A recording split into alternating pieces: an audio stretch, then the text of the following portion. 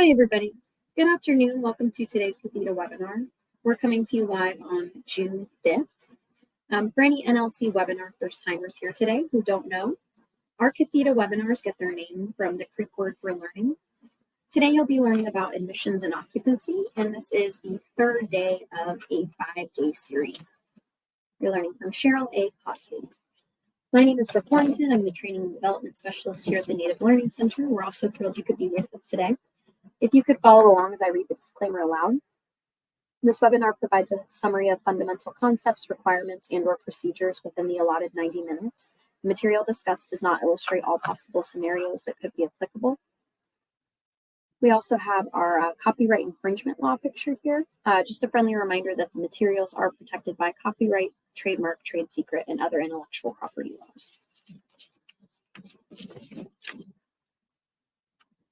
Before we get started, I want to familiarize you with the environment here on Adobe Connect and let you know how you can interact during today's webinar. If you look to the top of your screen, you'll see an icon of a hand with a plus sign. You can click that icon and you could raise your hand, agree, disagree, show applause, show laughter. Now your screen should look similar to this. To the bottom left, you'll see a pod that says Files. Here you'll find a copy of today's presentation slides, along with a pretty lengthy list of resources that Cheryl has pulled together for you. So in order to download those, you're just going to hover over the item you want to download with your mouse, and then click the arrow pointing downwards to download and save it onto your device. The second box to the right, labeled Web Links, is where you'll find our survey about today's webinar, along with the link to receive our weekly newsletter, connect with us on LinkedIn.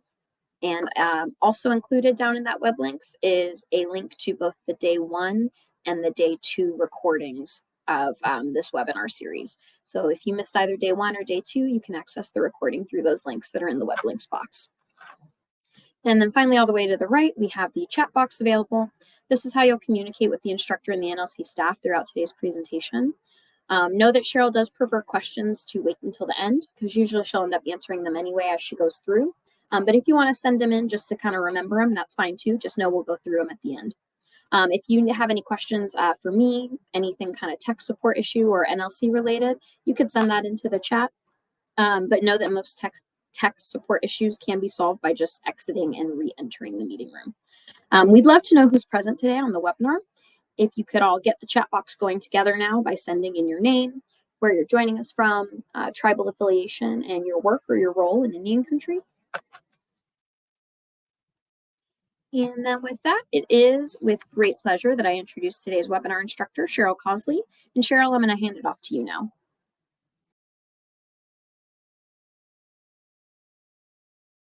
Thank you very much.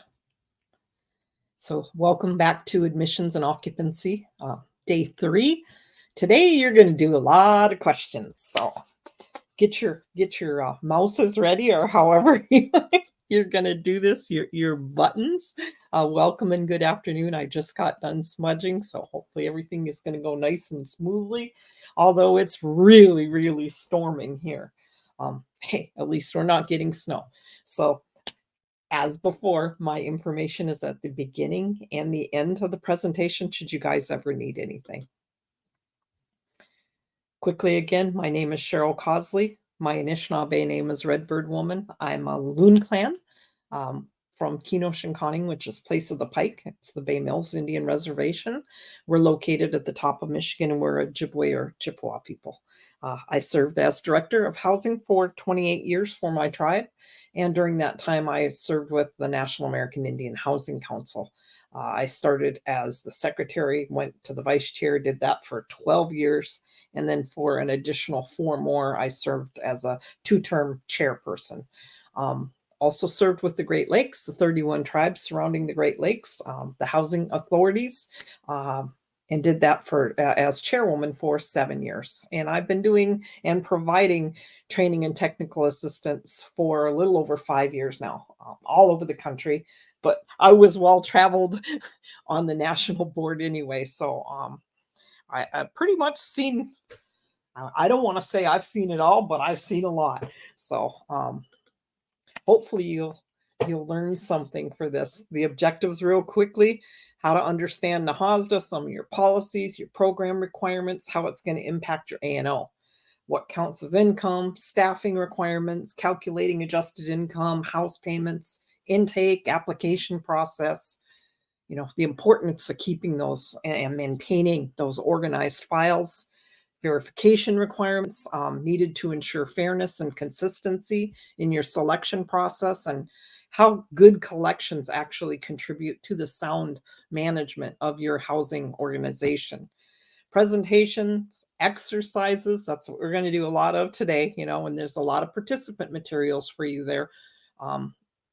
Like I said, and some examples. So make sure, if nothing else, how we went through it really extensively the first day, the statute, the regulations, the uniform administrative requirements, and how to get to code talk. Okay. That is the most important. Now, if you are truly in A&O, and you're doing calculations and things like that, or you're working with non-low income tribal members, or even essentials or law enforcement, it's important that you grab those reference materials dealing with that. So that would be under reference material 7, the notice 21402, providing assistance to non-low income families. Make sure you're using the updated, came out, about a month ago, new income guidelines. Make sure your organization is doing that. The affordable housing activities is under reference material 8. Those are some of the things you can legally do with those monies. You might need that should you want to give, cleaning baskets out for your housing participants. I need to see, if I can do this, things like that. And that new document calculating income for purposes of eligibility. That one is huge, and that is at reference material 5. So grab those, okay? Today we're going to talk about the NAHASDA administration required document use, overview of NAHASDA and those requirements, organizing that admissions and occupancy department, the application process, some definitions of income, and calculating income using Section 8. All right, that's I think I fibbed, guys. But this is the rest of the week here. And we're going to have the calculating adjusted income, the assistance for the non-low income, verification, waiting list, tenant home buyer selection, and perhaps conflict of interest today. I need to fix that slide. So we're going to start with assets. Okay, this is a continuation of module 6. These are some of the changes that just came down. So calculating annual income, there is no asset limitation. It's the income from those assets that is recognized as part of that annual income. Annual income includes, with respect to your families, now when the value of those net assets is they exceed $50,000, not $5,000. It went all the way up to $50,000. Okay, and it's the actual returns from a given asset when they can't be calculated. You do imputed returns on the asset based on the current passbook savings rate as determined by HUD. For years, you would see that 6% thrown out there. Well, right now, the current HUD passbook savings rate is 0.40%. Okay. Annual income does not include any imputed return on an asset when the net family assets are total 50,000 or less, and no actual income from that net family asset can be determined.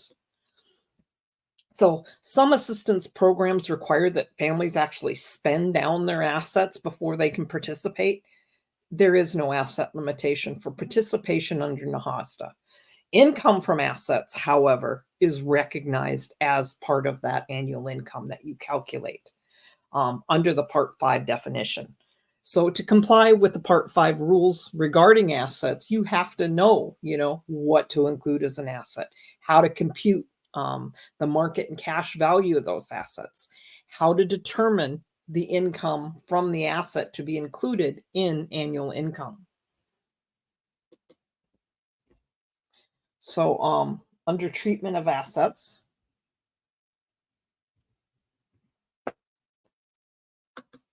it won't turn. There we go. 2 questions have to be asked before your housing asset income can be calculated, okay? First, you're going to look at, does that household member have access to the asset that they're listing? For example, a 401k may have certain provisions that prevent an employee from accessing any of those funds in the account until they've been employed for a specific number of years. This means the employee would not be allowed to withdraw any of the funds at all. This is different from withdrawing funds and incurring interest and penalties. If you can withdraw the funds, you have access or assets. Yes.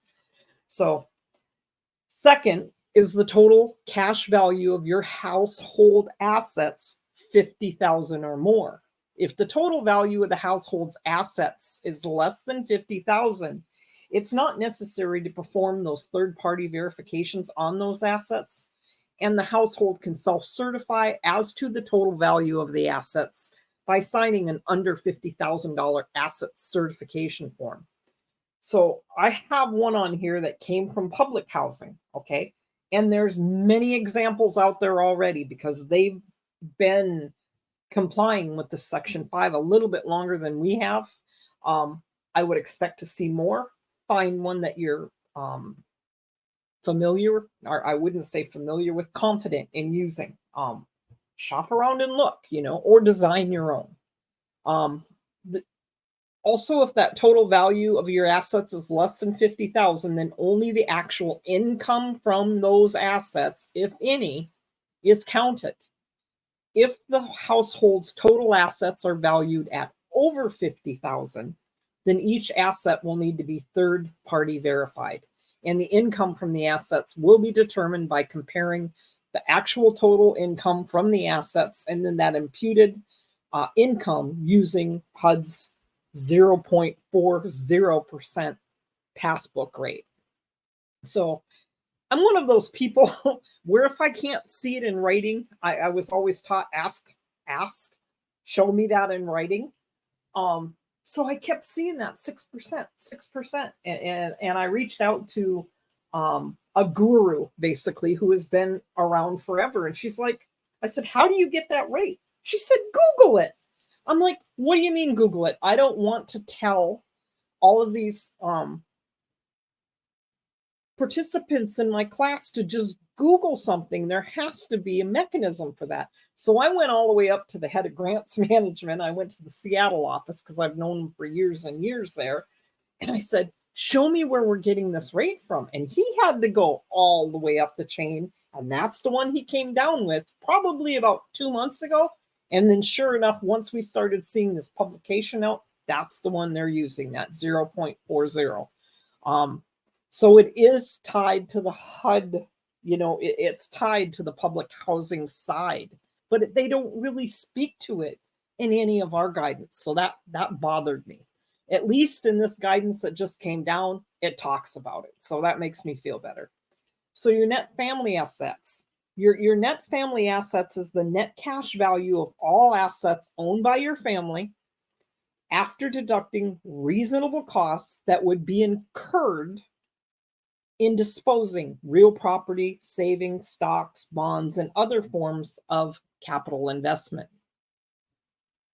In determining, and by the way, this part is coming straight from this guidance, in determining net family assets, and it calls us PHAs, even though the guidance is for public housing and Indian housing. They didn't correct it and put public housing authorities and Indian housing authorities or owners as applicable must include the value of any business or family asset disposed of by an applicant or tenant for less than fair market value, including disposition in trust, but not in a foreclosure or bankruptcy sale, during the 2 years preceding the date of the application for the program or re-examination, as applicable, in excess of the consideration received Therefore, there's your legal jargon, guys. In the case of a disposition as part of a separation or divorce settlement, the disposition will not be considered for less than fair market value if the applicant or tenant receives consideration not measurable in dollar terms. Negative equity in real property or other investments does not prohibit the owner from selling the property or other investments. So negative equity alone would not justify excluding the property or other investment from the family assets. From family assets. I added the there, sorry. So, excluded from calculation of net family assets are the value of necessary items of personal property, the combined value of all non-necessary items of personal property if the combined total exceed $50,000, which amount will be adjusted by HUD in accordance with the Consumer Price Index for urban wage earners and clerical workers. So we went how many years where they didn't address that? I'm wondering how often we're going to see that updated. So the value of any account under a retirement plan recognized as such by the Internal Revenue Service, including individual retirement arrangements, IRAs, employer retirement plans, and retirement plans for self-employed individuals, the value of real property,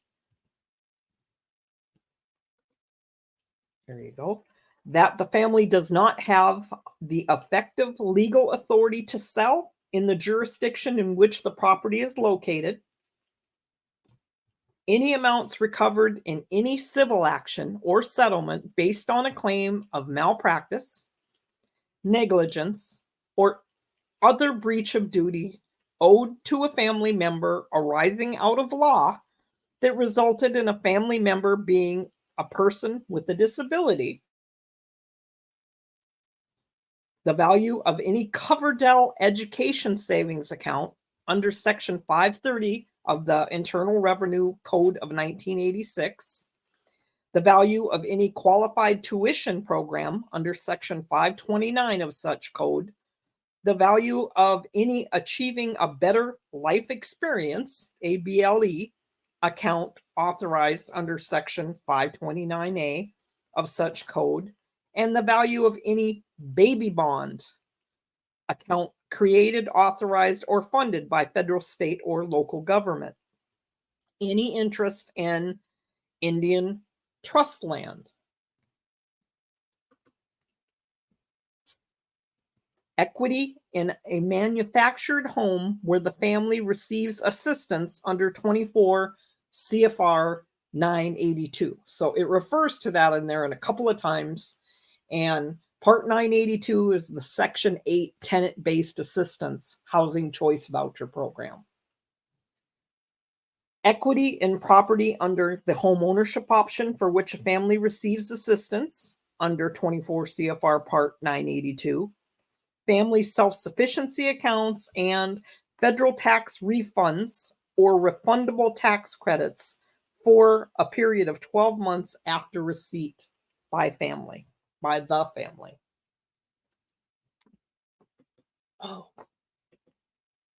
In cases where a trust fund has been established and the trust is not revocable by or under the control of any member of the family or household, the trust fund is not a family asset, and the value of the trust is not included in the calculation of net family assets, so long as the fund continues to be held in a trust that is not revocable by or under the control of any member of the family or household. Okay, so that is also contained within that document that you need to pull down, but it's $50,000 now. That was quite a jump from $5,000 to $50,000. So what do you include as an asset? In general terms, an asset is a cash or non-cash item that can be converted into cash. Savings accounts, checking accounts, money market, 401k, IRAs, real estate ownership, mutual funds, whole life insurance. You don't usually count personal property, the vehicle used on a regular basis, okay? Now, if you got a Corvette sitting up on blocks, you just rotate the tires and your family turns around classic cars or something, that's a little bit different. Indian in Indian in trust land, interest in Indian trust land. Sorry, guys. Assets lost in a divorce, a foreclosure, or bankruptcy. Assets disposed of for fair market value. Term life insurance, assets that are not accessible by the applicant.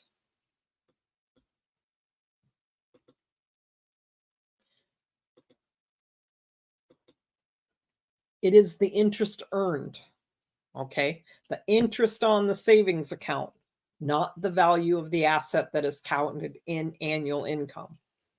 So I've got $10,000 in my savings account. You're not counting the $10,000. You're counting the $129. That's a lot, actually, with these days interest rates. Interest that I accrued on that account, okay? 6 months of your most current consecutive checking account statements or 1 month of the most current savings account statements are the minimum requirements to document these assets.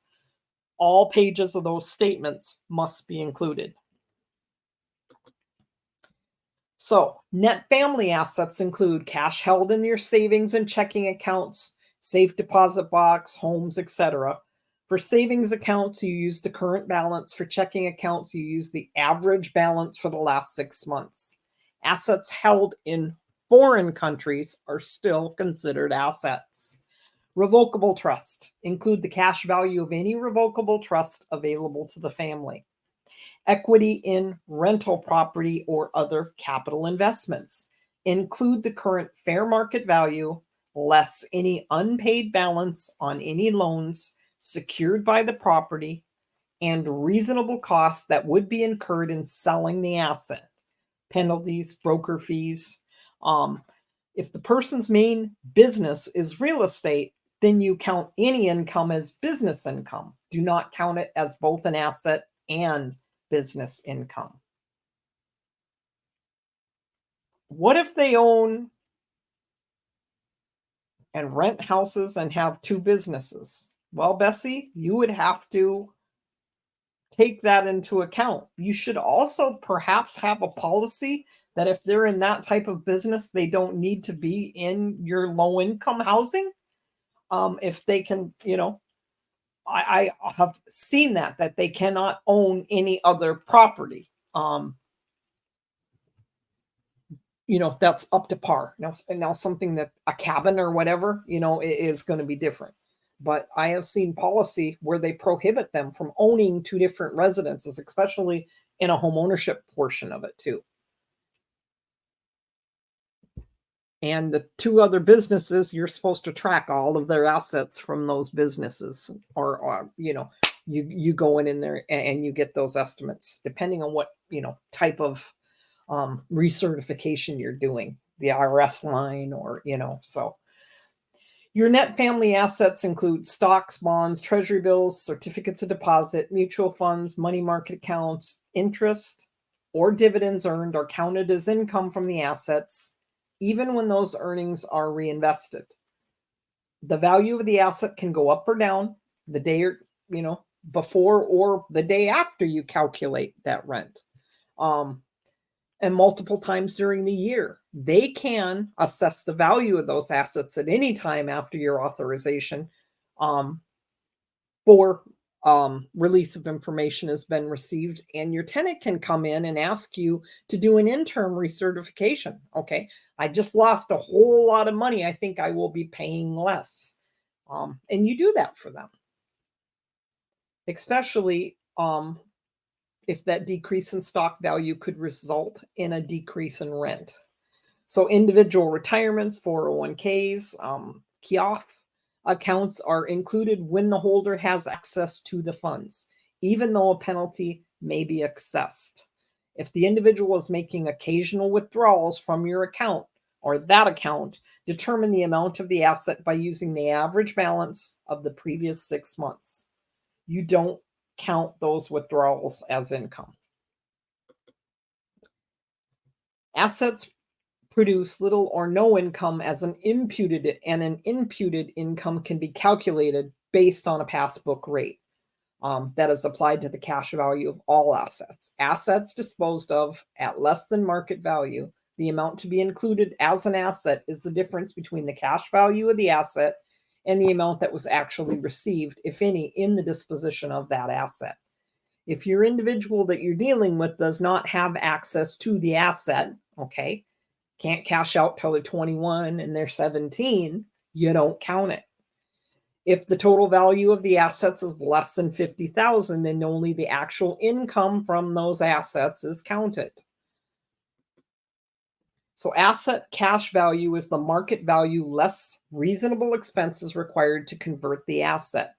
Penalties for fees for converting financial holdings, cost for selling real property received from the asset, and the actual income from assets. Income generated from the asset, not the value of the asset, is counted. Income included should be the anticipated income month period. When calculating income from assets, you use 0.40% as the passbook rate. This rule only applies if the total cash value of all assets is more than 50,000. The HUD passbook savings rate is now subject to inflationary adjustments. The amount effective 1/1/2024 is that 0.40%. So we're going to have to keep an eye on if they actually adjust that. And if they do, I think they should do a little bit better job into letting us know, and I will pass that on up the ladder. So when calculating income, some of these examples illustrate how imputed income from asset calculation is applied. The Smiths have a $600 average balance over 6 months in a non-interest bearing checking account. No income from assets would be counted because the family has no actual income from those assets, and the total value of that asset is less than 50,000.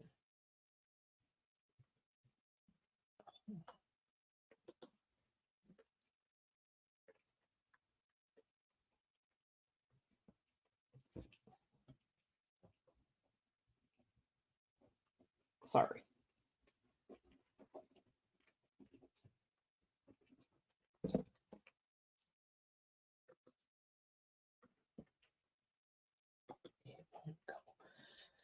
So of the one that I put in the reference materials, asset self-certification form for households with combined assets of 50,000 or less.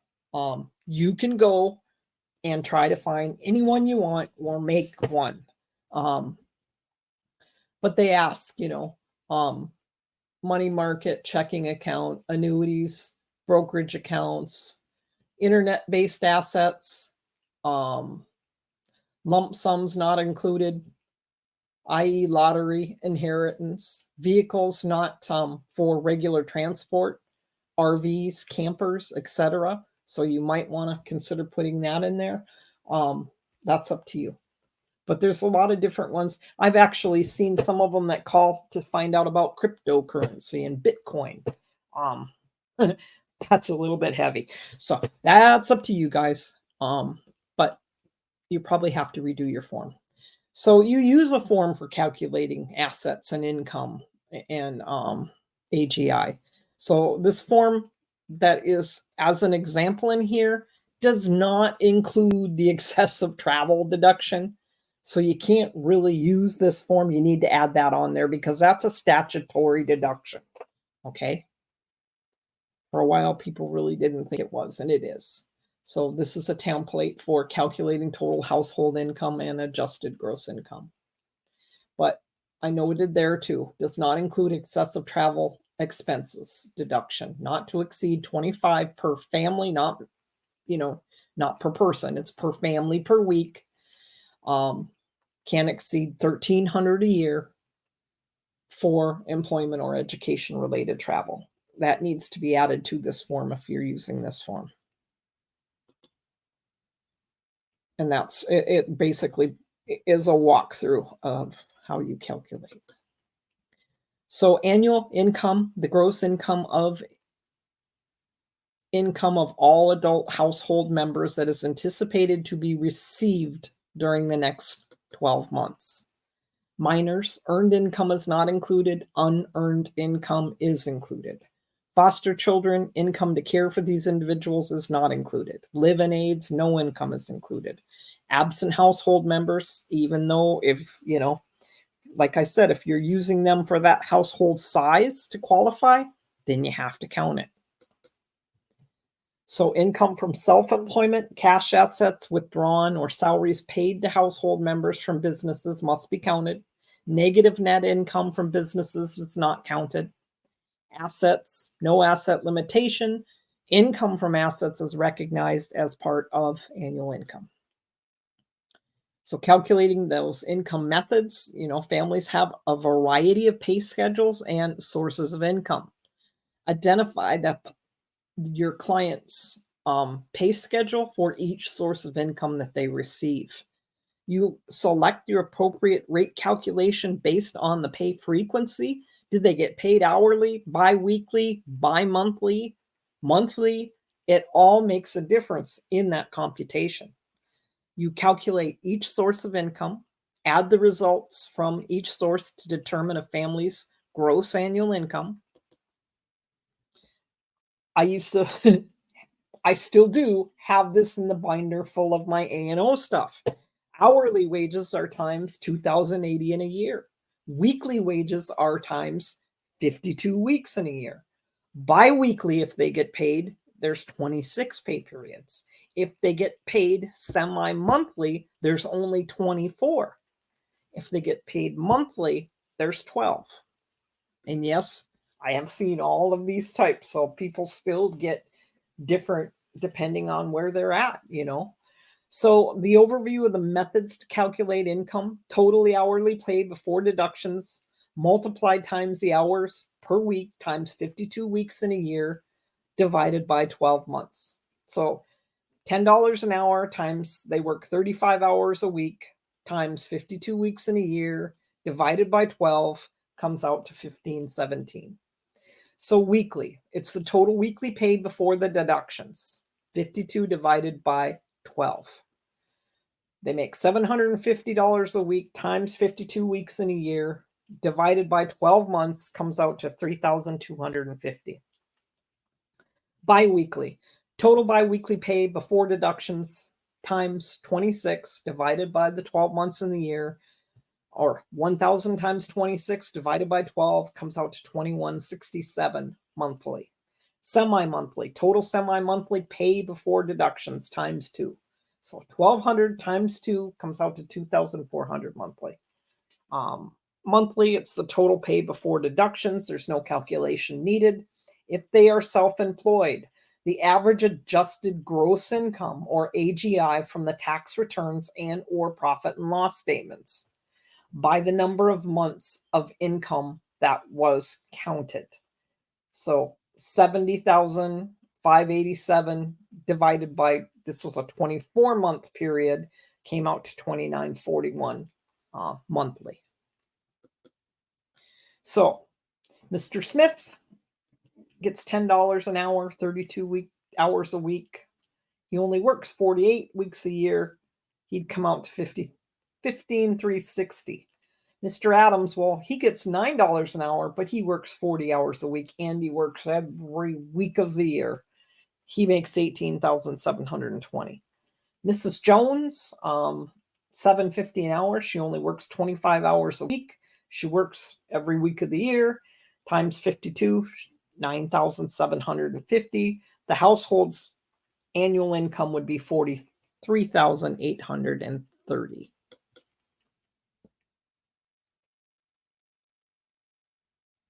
So, exercises. Are you guys ready? Please answer promptly if you can. Jackson's gross earnings are $15,0158. They are paid twice a month. Which is the correct method to determine his income? $15,0158 divided by 2 weeks times 52 weeks times 24 pay periods divided by 80 hours times 2,080 hours per week. How do you figure that out?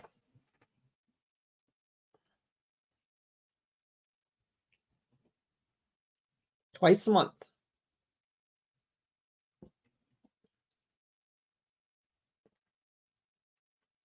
Come on, guys. I can see how many people have answered. So you need to answer so I can close out my poll.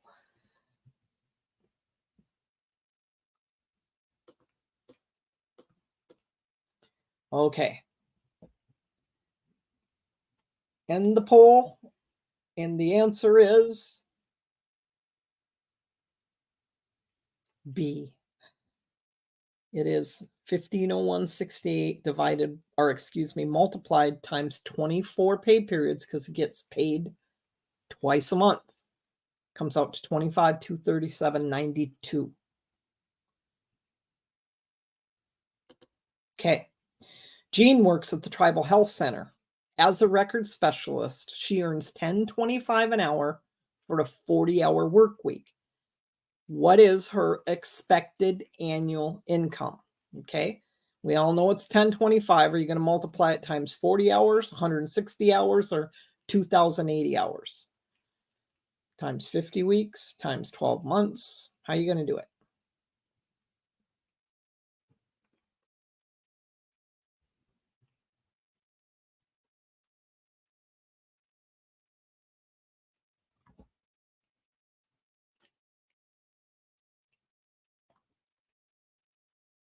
Couple more, guys, so I can close out my poll. You can do it.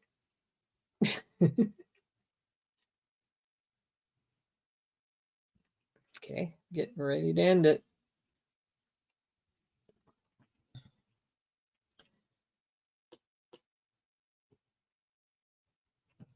Oh.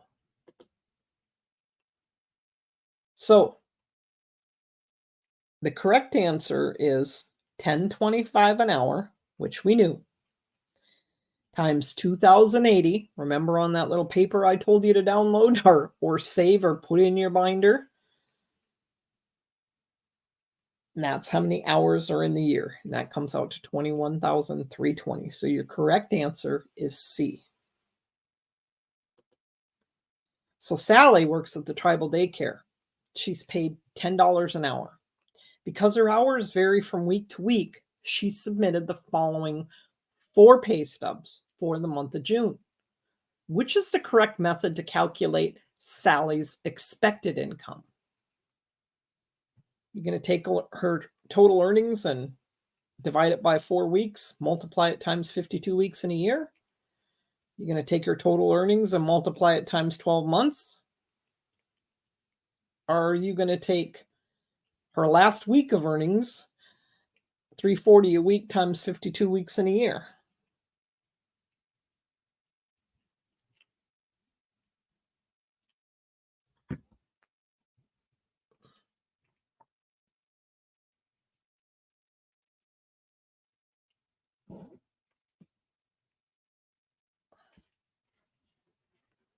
Okay, we're going to get ready to close this poll.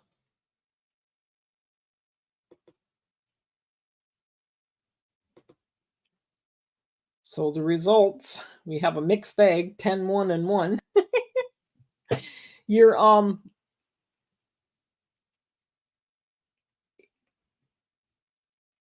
she averaged out, you're going to take the 4 weeks, comes out to 320. She only give you 4 weeks worth of time. So you're going to divide that by 4. You're going to multiply that times your 52 weeks. Comes out to the 17,160. Okay, so it's A.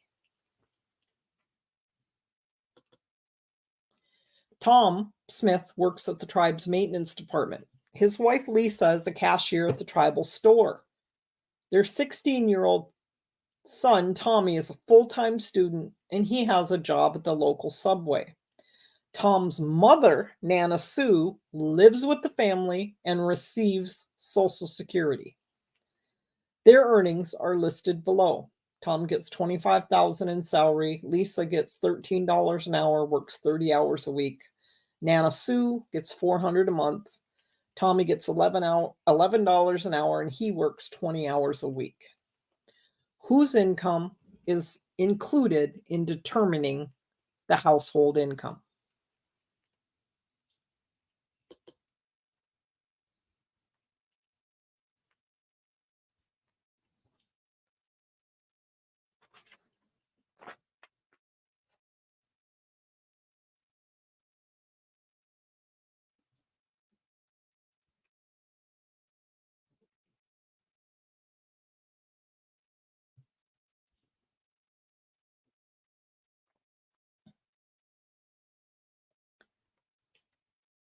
Okay, I'm going to end this poll. Wow, we had a couple more participants this time. Thank you very much. Got the answer from the exercise. Okay, so whose income is used? You're going to use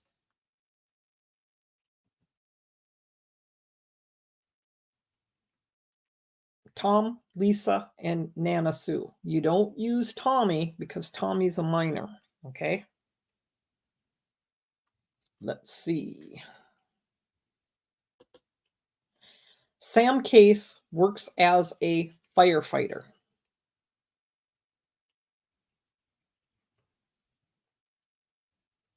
for the local fire department. His wife Jess is a teller at a local bank. Can you, I don't know if you're having a trouble with the poll. Should I be waiting? His wife Jess is a teller at the local bank. Their son Cole is starting 7th grade, has his first paper route. Sam's brother Jim is living with them and working at the local elementary school for the current school year. Their earnings are listed below. Nope, wrong one, my girl. We're on.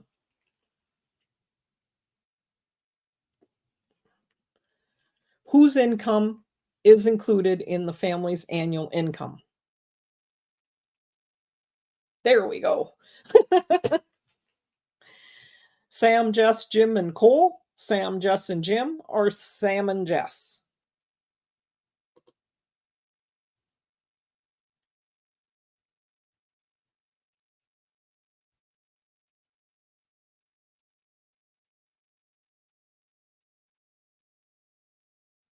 Anybody else? Come on. There we go. Okay, I'm going to get ready to end this poll. The answer is Sam, Jess, and Jim. Cole is only 13 years old. Okay. Joe Brown works full-time and earns $20,000.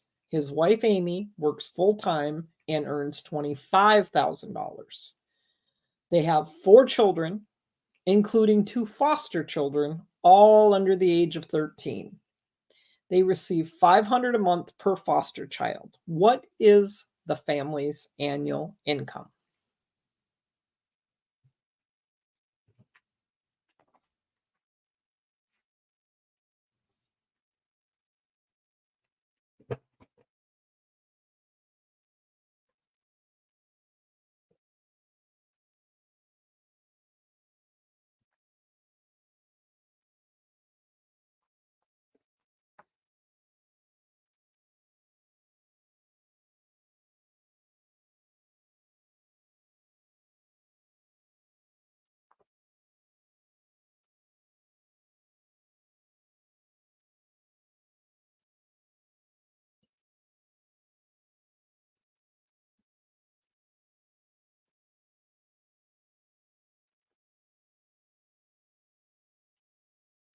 Okay. And the poll. 20,000 plus 25,000 equals 45,000. Okay. You're not going to count the including foster children allotment money. Okay. Gary Burkhart is an unemployed driller. Last year he earned 84,000 before he was laid off in October. He received 1,000 a month in unemployment compensation for the last quarter. Gary has a job interview and he expects it to lead to a job paying $50,000 a year. What is the family's annual income?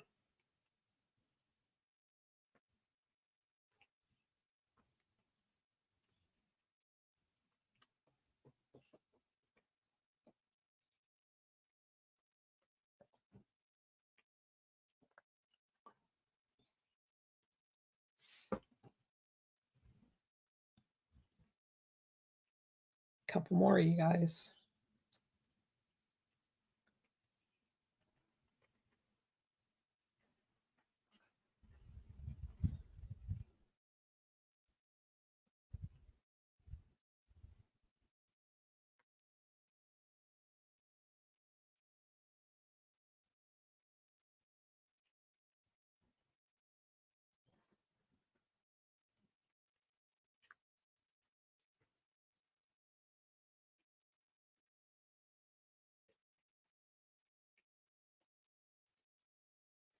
Okay, I'm going to end the poll. And your answer is $12,000. Okay. Last year he earned 84,000. He's on unemployment, receiving 1,000 a month in compensation in the last quarter. Okay. And you don't count the 50,000 because he hasn't got that job yet. Okay, so calculating adjusted income. Identify NAHASDA deductions and allowances allowed by family type. Calculate adjusted income and determine total tenant payment. So if you ever see TTP, that's what that means. So adjusted gross income is needed to determine whether a household is income eligible to participate in the Indian Housing Block Grant Program. In contrast, adjusted income is used to determine how much a household can afford to pay for their housing cost.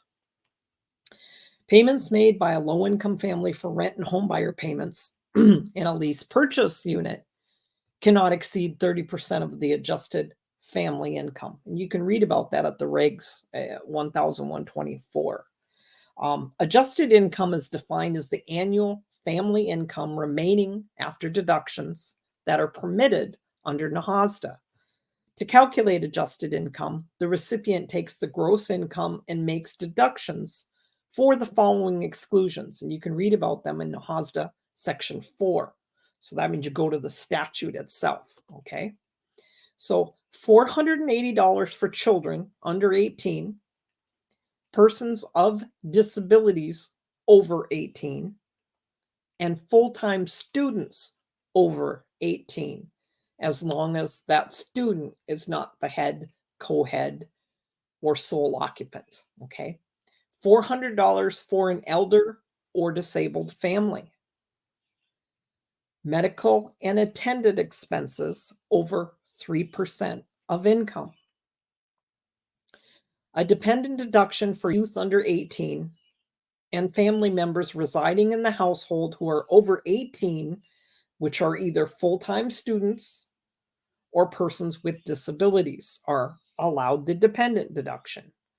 The household must qualify for the deduction at the time your income certification is made.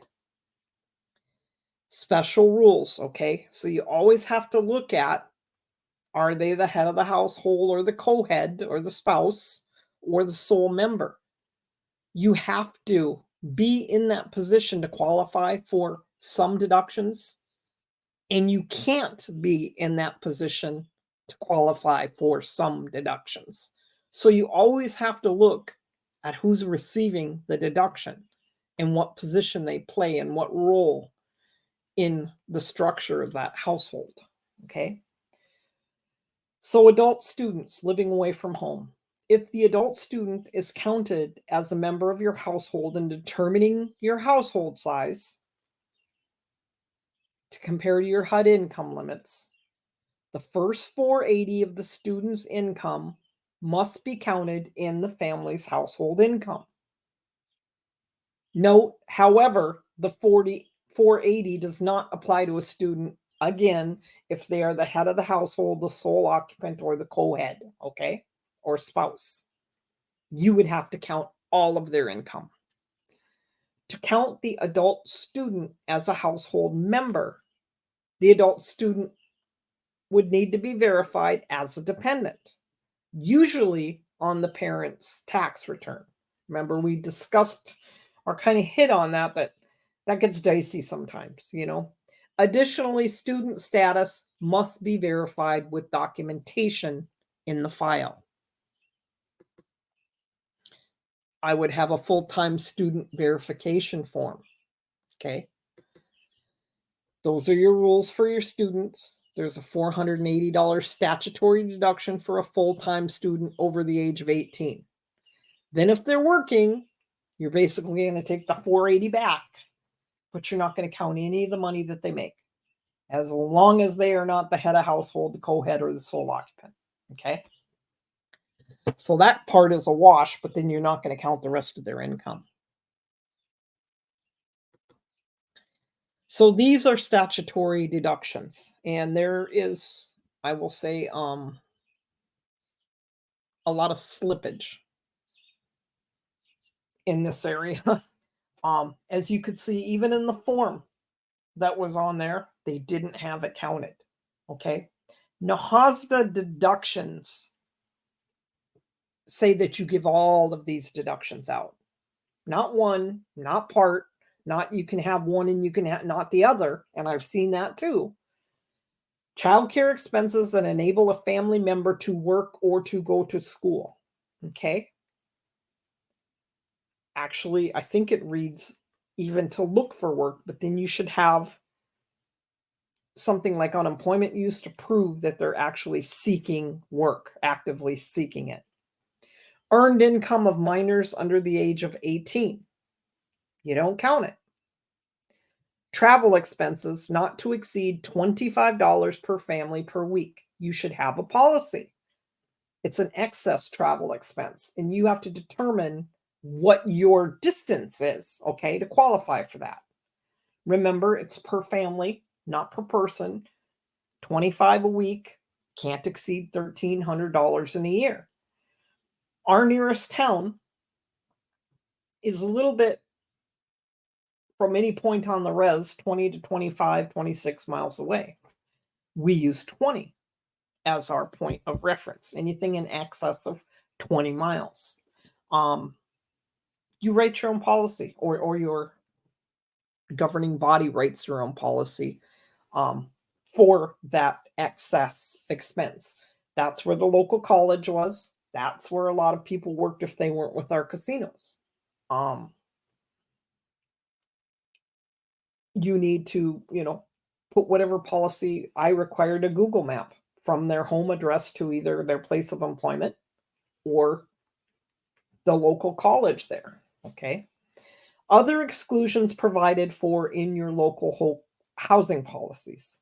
Now, this part is, I hit on it, I think, the first day. If you offer any other deductions, you're supposed to list them in your IHP, or some regions require that they are listed in your IHP.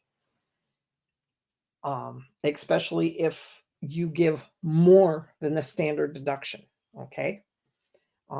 These exclusions are applicable regardless of what method of calculating annual income is used. So qualifying as a dependent, those in the household who are under the age of 18, a full-time student over the age of 18, as long as they are not the head, co-head, or sole occupant. Who does not qualify as a dependent? The head of the family, the spouse, or the co-head can never qualify as a dependent, okay? Remember I said those key positions? A foster child, an unborn child, a child that is yet to join the family, or a live-in attendant may never be counted as a dependent. Now I know they're changing or they're working.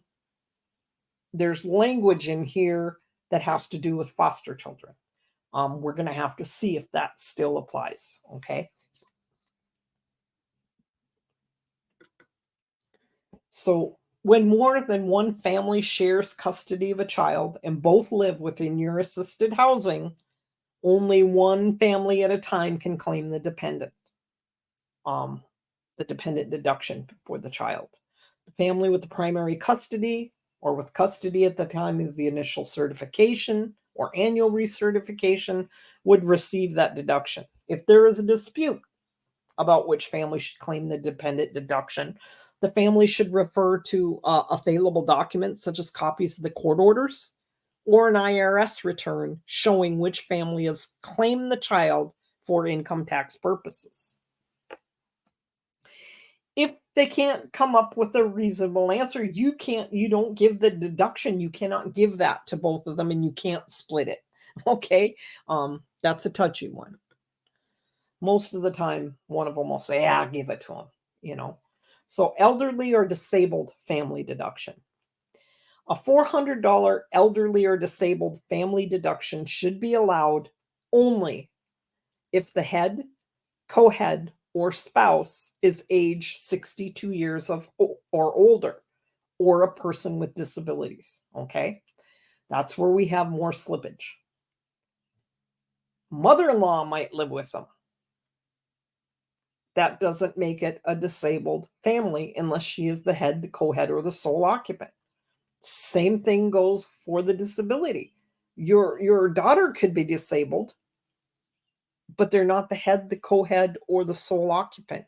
So you do not get that elderly or disabled family deduction. The term person with disabilities is defined at 24 CFR 1010. So if you were with us the first day, you know how to go into the regs, find 1010, or excuse me, 10, and read all about that. That's what I'm really hoping you got out of this, that if you weren't familiar with how to look up those regulations, now you know how.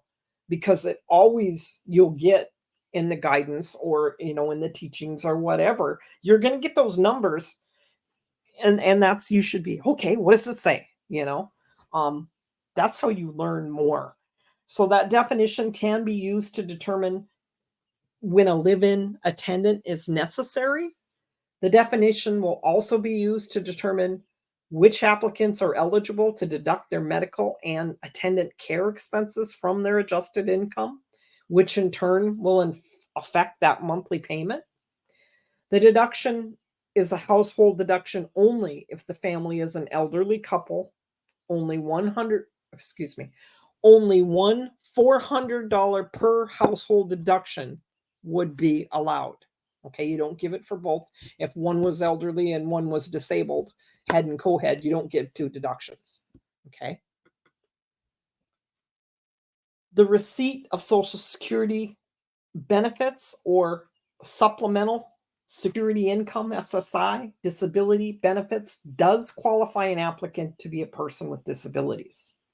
The receipt of a government benefit or private disability benefits, such as workers' compensation, does not always qualify an applicant to be a person with disabilities.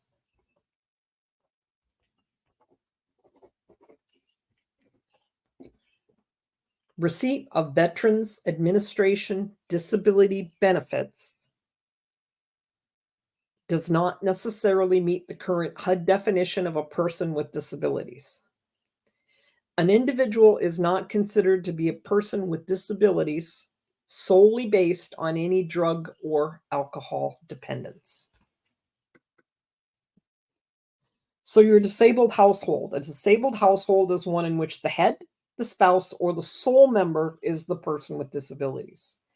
2 or more persons with disabilities living together and 1 or more persons with disabilities living with 1 or more live-in aides also qualify as disabled households. An elderly household is any household in which the head, the spouse, the sole member is 62 years of age or older, 2 or more persons who are at least 62 years of age live together, or 1 or more persons who are at least 62 years of age live with 1 or more live-in aides. Okay. So our tribe has a near elder. We're near elder at 55 here. We become elders at 62. If your tribe uses a definition of elderly that is not 62, you need to spell that out within your A&O policy and in your IHP, that you will be giving the elderly household deduction to participants who qualify that are 55 or older, if that's what your policy within your tribe says. Okay, clarify it in your ANO, clarify it in your IHP. Your medical and attendant expense deductions. Medical expenses are deductible for elderly and disabled families only to the extent that the medical expenses of the family are more than 3% of the family's annual income. Attendant care expenses are deductible for any family with a disabled household member when the expense allows a family member to attend work or school and the expenses are more than 3% of the family's annual income. So your medical expense deduction example, your cloud family has an anticipated annual income of $25,000 and an anticipated medical expense of $3,000. Not covered by insurance. Okay. Now, another area of slippage or uncertainty is IHS. Okay. Are your participants, is your IHS picking up the whole tab? You're going to kind of have to look at that also.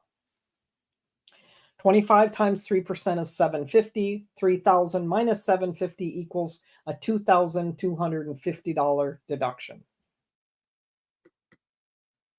Medical expenses in the case of an elderly or disabled family, reasonable attendant care and auxiliary apparatus expenses for each family member who is a person with disabilities to the extent necessary to enable any member of the family, including the member who is the person with disabilities, to be employed. Examples of medical expenses include the services of physicians and other healthcare professionals, services of healthcare facilities, medical insurance premiums, including the Medicare premium, prescription and non-prescription medicines, transport to and from treatment, dental expenses, eyeglasses, hearing aids, batteries. Those are all examples of medical expenses.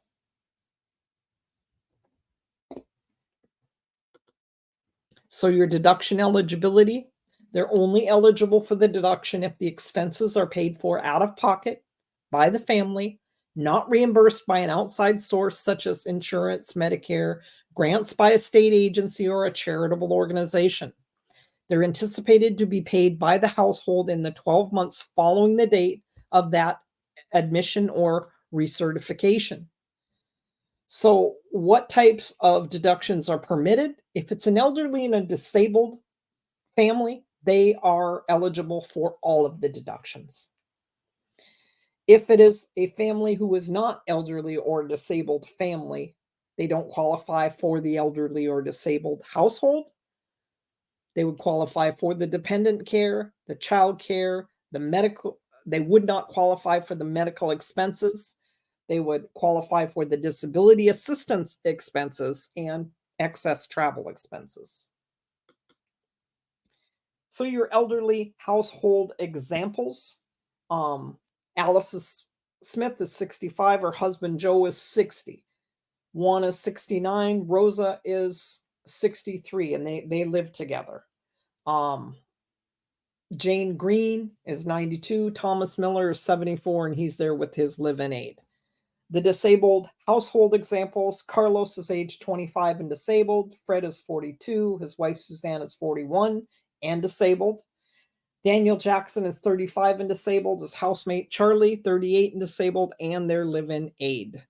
So there are special calculations for families who are eligible for disability assistance and medical expense deductions. Okay, this is an example here. Head or retired and disabled, Social Security pension income of $16,000. Spouse is employed, she has $4,000 in employment income. Total annual income is $20,000. They have a disability assistance expense of $500, total medical expenses of $1,000. The first step is you determine if the disability assistance expenses exceed 3% of the family's total annual income. Their total disability assistance expense is $500. Minus 3% of the annual income is minus $600. Would be $100. So no portion of that disability expense exceeds the 3% of the annual income. Therefore, the disability assistance deduction would be $0. Then you calculate the medical expenses if they exceed the balance of 3% of the family's total annual income.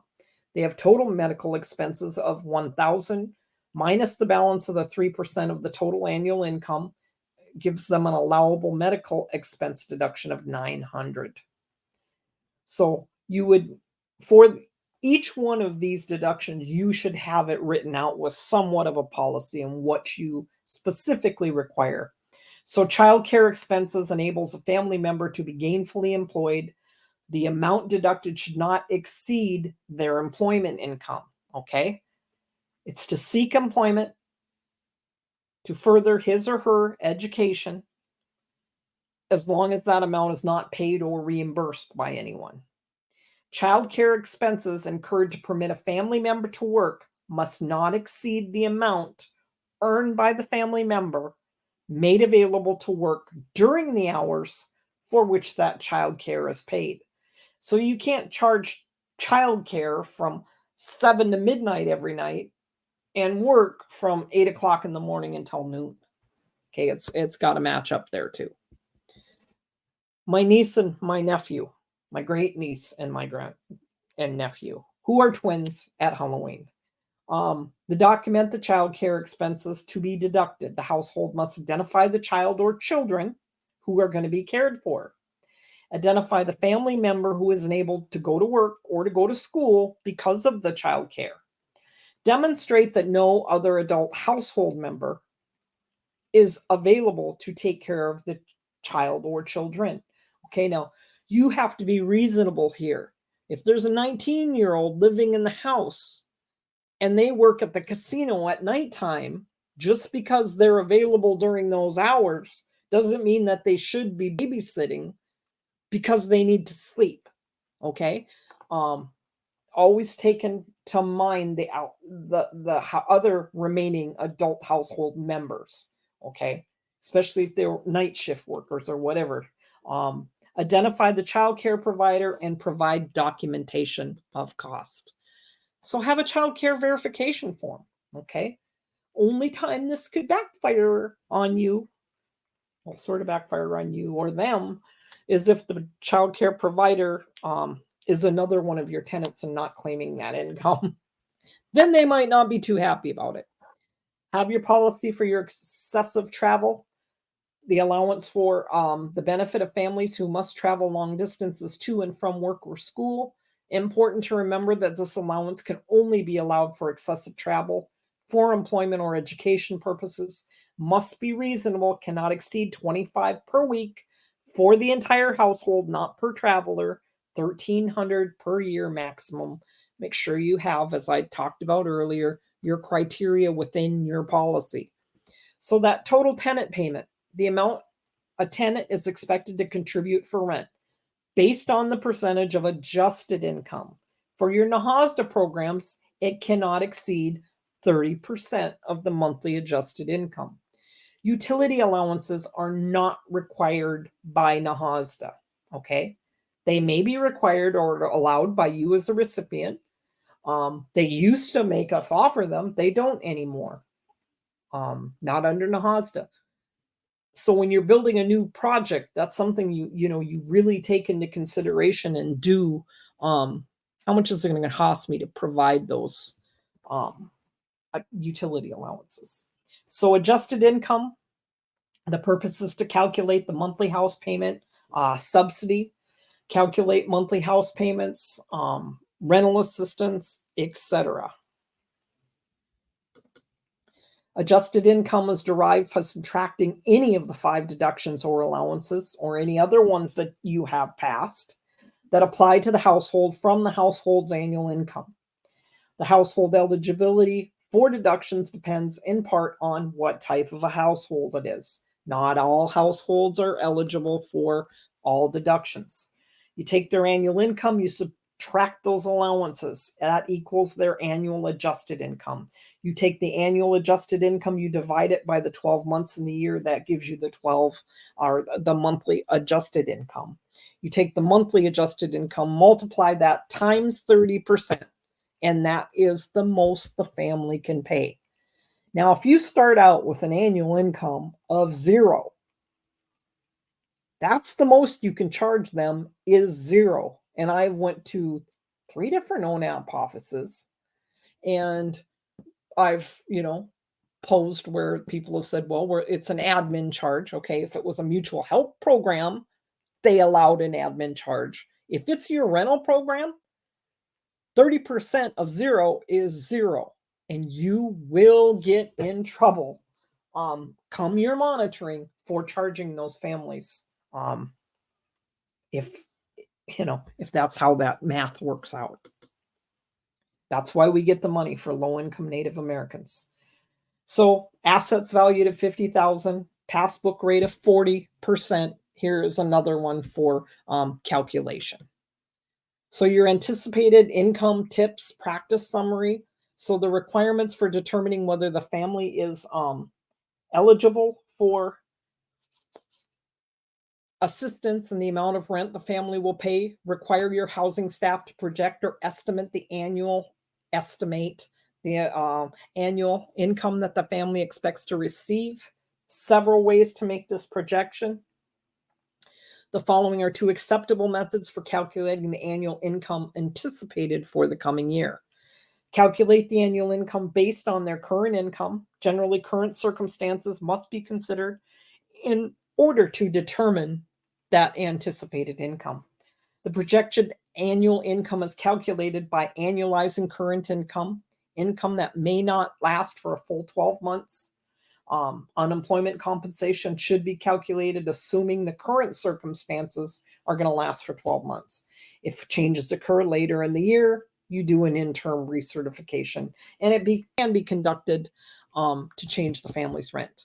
Or you can calculate the annual income based on anticipated charges. Okay, a school teacher is this scenario. If information is available on changes expected to occur during the year, that information is used to determine the total anticipated income from all known sources during the year. If the information is available, use the present circumstances. So a teacher's assistant works 9 months annually. She receives $1,300 a month. During the summer recess, she works for Parks and Recreation Department and earns $600 a month. Calculate the family's income. So you would calculate it, 15,600, 1,300 times 12 months. You would then conduct an interim recertification at the end of the school year to recalculate the family's income during the summer months at a reduced annualized amount of 7,200, 600 times 12 months. And then you would have to conduct another interim recertification when the tenant returns to the 9-month job. Now that just sounds like a whole lot of work to me. Or you would calculate the annual income based on anticipated changes throughout the year, especially if they have a history of doing that. 11,700, it's 1,300 times the 9 months. $1,800, it's the $600 they're going to earn for the 3 months. It's 13,500. Using this second method, you'd not conduct the re-exams at the end of the school year. To use it effectively, history of income from all sources in prior years should be made available. This is also when you have the discussion of, this is what we're basing your rent on. If you experience any type of change, if you work here longer, if you work here shorter, if you don't take this job, you come in and you see us. You're supposed to be having those discussions with your tenants, okay? So there's the exercise, Brooke. So Lee Carroll is a school teacher. Her annual income last year was $38,300. She has a disabled minor daughter who had $7,000 in medical, $7,000 in attendant care expenses. The tribe charges 30% of adjusted income. Max rent for a low-income family is $400. Which of the following deductions apply for the family?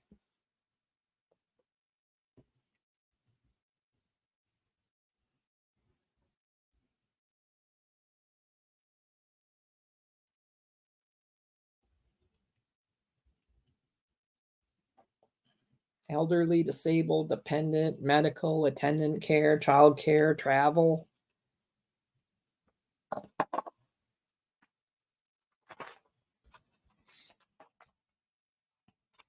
Come on, guys.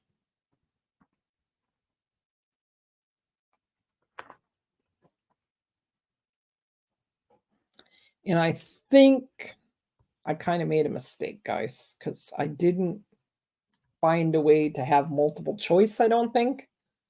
So I'm going to close up this poll, and I apologize, because the answer is dependent care and attendant care expenses. Okay. So we're going to run the next one. Which of these is correct? The 3% floor for medical and or attendant care is 1,149. 38,300 times 0.03. A, B, or C. They get a medical expense deduction. They get an attendant care expense deduction. They get a medical and attendant care deduction.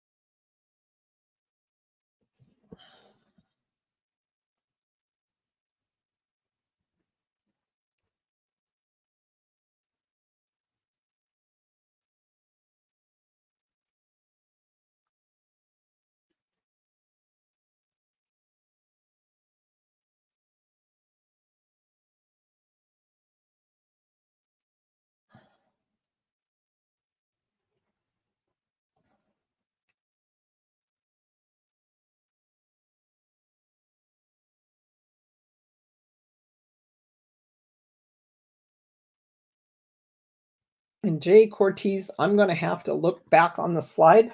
As I said, this all just got corrected because of the new publication, and it might be incorrect. And if it is, I apologize and I will fix it. But I will definitely look at that. Okay, so if you want to close the poll, and it shows it, the family gets an attendant care expense deduction of 7,000 minus the 1,149. So it comes out to that 5,851. So now we have the Lee Carroll, again, school teacher, which is correct for the family's total deduction. Elder and disabled, 400 plus a dependent 480, medical and attendant, 12,851. Elder and disabled, 400, medical and attendant, 12,851. Dependent, 480 plus attendant, is $6,331.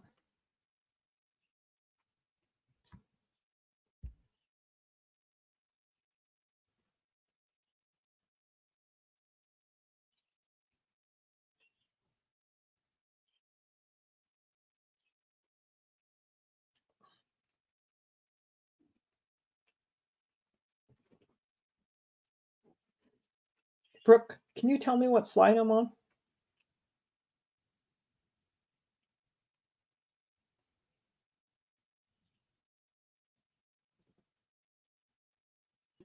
Yeah, sorry, give me just 1 second. Yeah, I can't see it. It doesn't show me, and my things won't pull up on yours.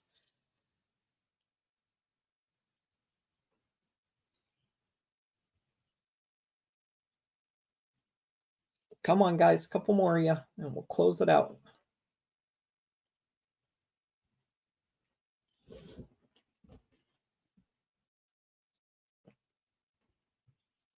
Okay, so they get the dependent deduction of 480 and the attendant deduction of 5,851. They don't qualify as an elder or disabled family because the daughter is not the head, co-head, or sole dependent, sole, not dependent, I'm sorry, occupant. Okay, so we have the Benson family. Dave is 61, gets $1,000 a month in disability. Dana is 61. She gets 10,000 per capita from her tribe for gaming. David Jr. is a full-time student who tutors 10 hours a week and $20 per hour. The family has medical expenses of $1,000 a year, attendant care expenses of $200 a month, so Dana can volunteer at the local library. The tribe charges 25% of adjusted income as rent. The tribe's maximum rent for a low-income family is $800. What is the correct way to calculate their income?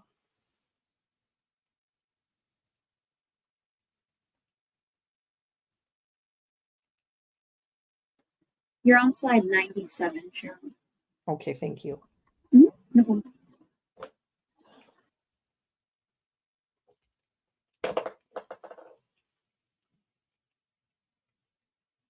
Come on. I don't want to be too terribly late for you guys today, but I didn't know how long the poll questions were going to take.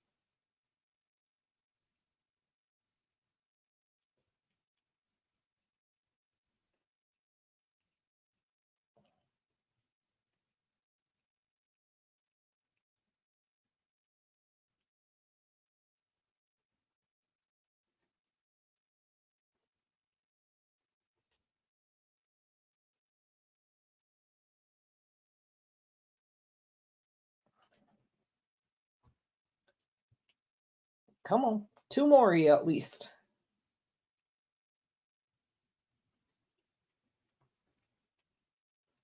One more. Come on. One more of you can answer me so I can close this thing out. I don't want to be too late. Make you late. I don't care about being late. I'm worried about you. Okay. We're going to end this poll. Sorry. Sorry I did that. And your answer, what is the correct way to do their income? We all know 1,000's here times 12 because it appears in all of them. 10,000 appears in all of them. So what is the difference here? 480. Is he a student? That's why he gets that 480 deduction. Okay.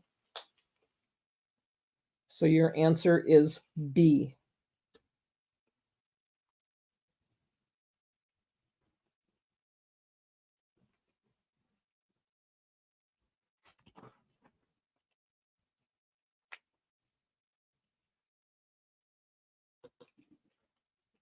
Which of the following deductions apply to the family?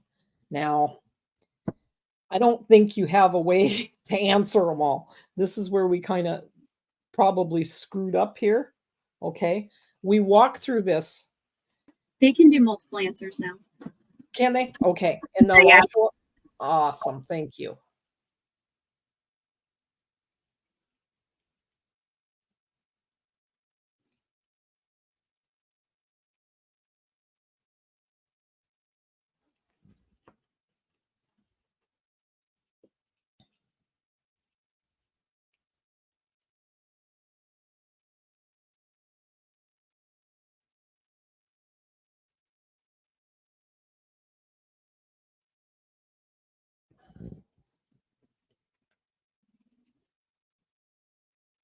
Okay. I can't tell. I'm gonna give you a couple more minutes and then we're gonna go because we're running close to the end and not to the end of the questions, but to the end of time. So they are eligible for that elder disabled, okay, because David is disabled. They are eligible for a dependent deduction because of the son, Dave Jr., who was in school, who is not the head or co-head. They are eligible for the medical expenses. Okay.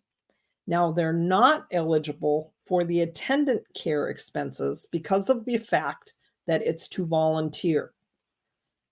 Okay. Attendant care is to work, it doesn't cover anybody that volunteers. Okay.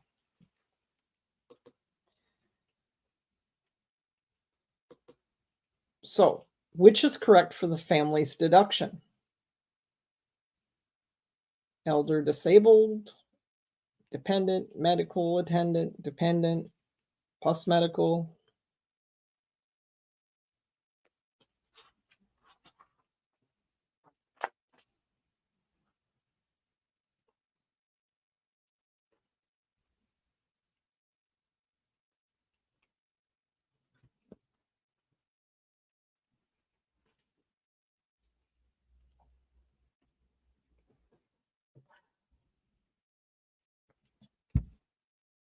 Come on, couple more.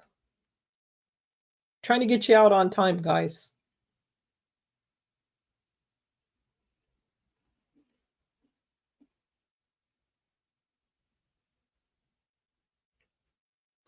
Thank you, Lindell, for helping, by the way.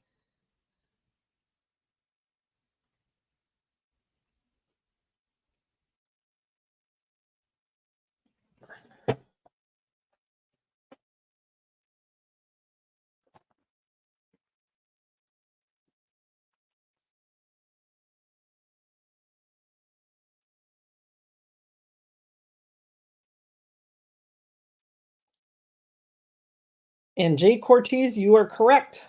I'm going to have to change those slides.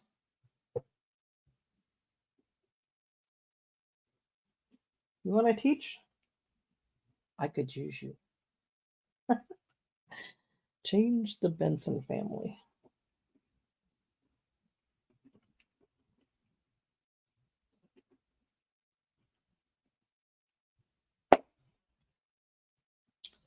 Okay, we're going to close this up.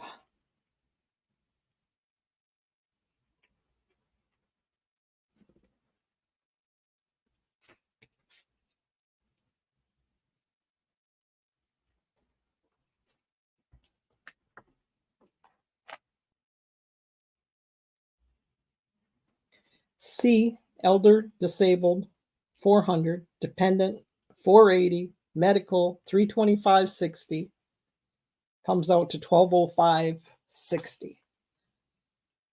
They don't get the attendant care because she's volunteering. Okay.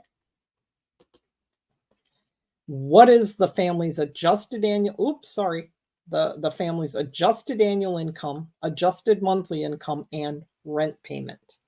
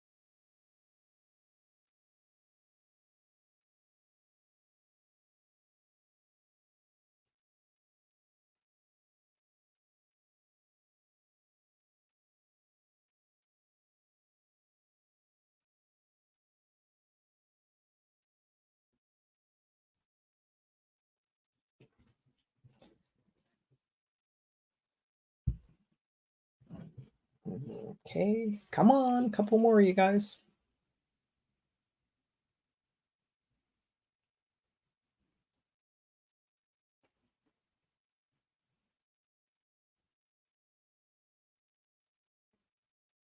Okay. So the answer is A. And then those of you that were doing calculations, it's because the tribe charges 25% of adjusted income as rent. Okay. So calculating non-low income. So this is where you need to make sure that you have this in your occupancy binder.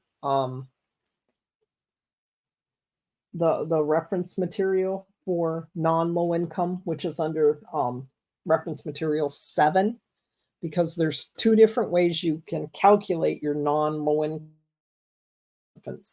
You know, the rents including home buyer payments under a lease purchase agreement to be paid to a non-low income family cannot be less than that of an income of a family at 80% of median income, multiplied times the rental payment of the family at 80% of median income, but need not exceed fair market rent or value of the unit.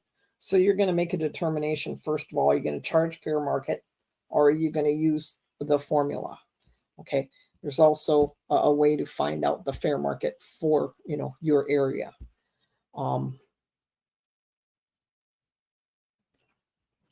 It doesn't apply to a non-low income family if you have deemed them essential. So to calculate the rental payment, again, for a non-low income family, you divide their income by 80% of median income, multiply that number by the amount of monthly rent for your low income family. The amount is the minimum monthly payment that you can charge them, and your procedure should be addressed in your policy. So as a sample, in the Seattle area, 80% of median income for a family of 4 is $75,040. The rental payment for a family at 80% of median income is $1,200 a month. The fair market value for a 3-bedroom in Seattle is $1,793. Your non-low income family in the sample of a family of 4 earns $88,000. Okay, this is basically what I just went down through.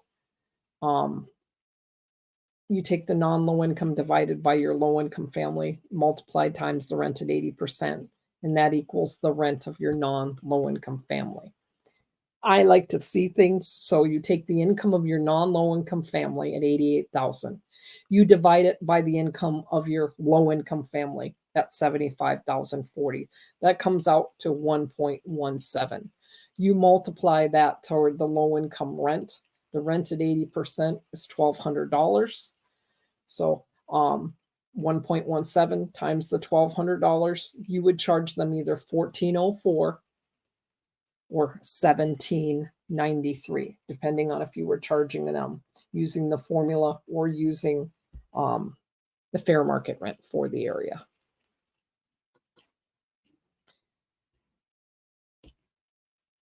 That's the same calculation. Okay, so the following information applies to the next 8 questions. Bill Stiles and his wife, Emma, 45 and 35, have 5 children. Billy is 18. Willa is 21. They are full-time students at the tribe's university. They participate in a work-study program to pay their tuition.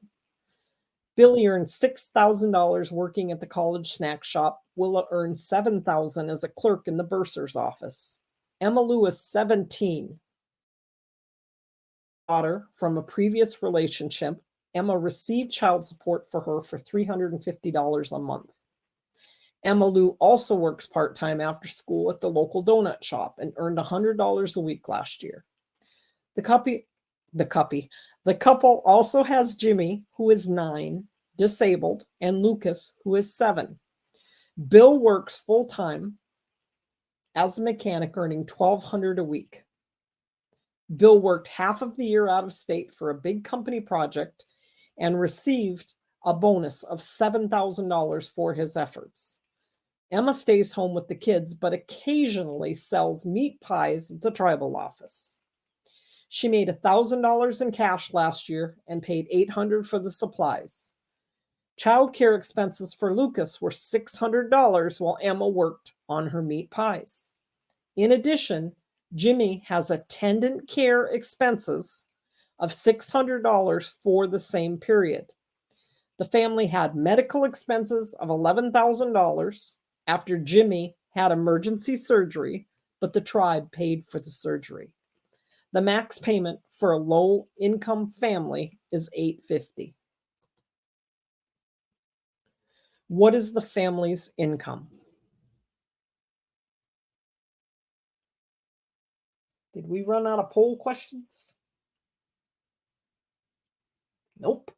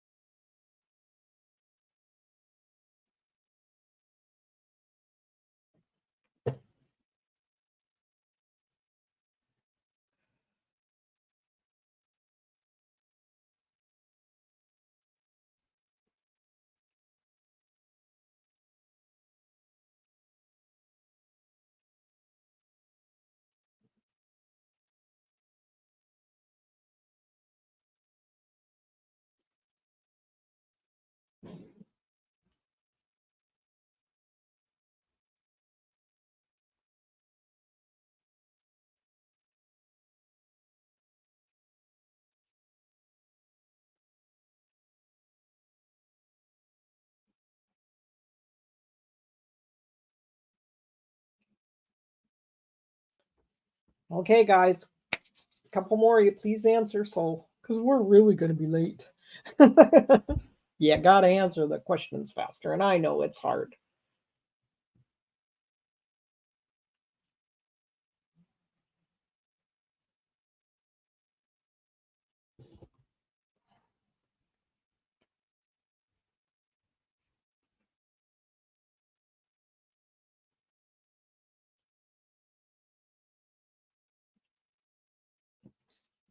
Okay, getting ready to close it up. We'll broadcast it. So it is C, salary, bonus, pies, child support, Willie, Willa, and Billy. Okay.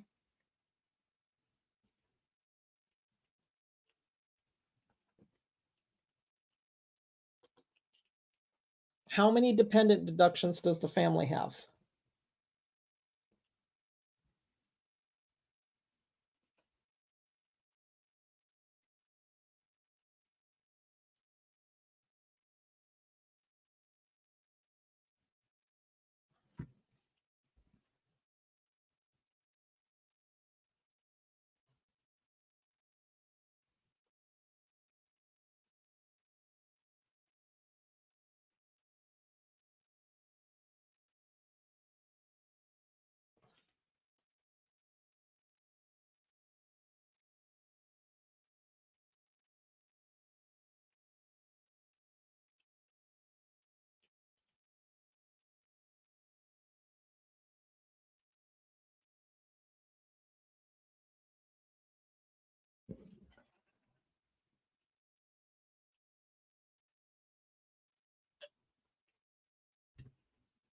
Come on, a couple more, you guys.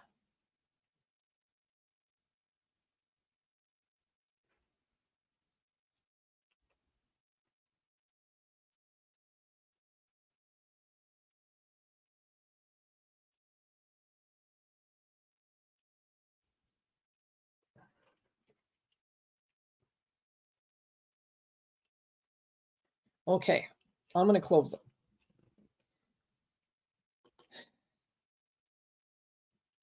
Five. Willa is a full-time student. Billy is a full-time student. Emmalou, Jimmy, and Lucas. get a dependent deduction. Which of these statements is true? The family has 0 medical expense deductions because the head of household or spouse is not disabled.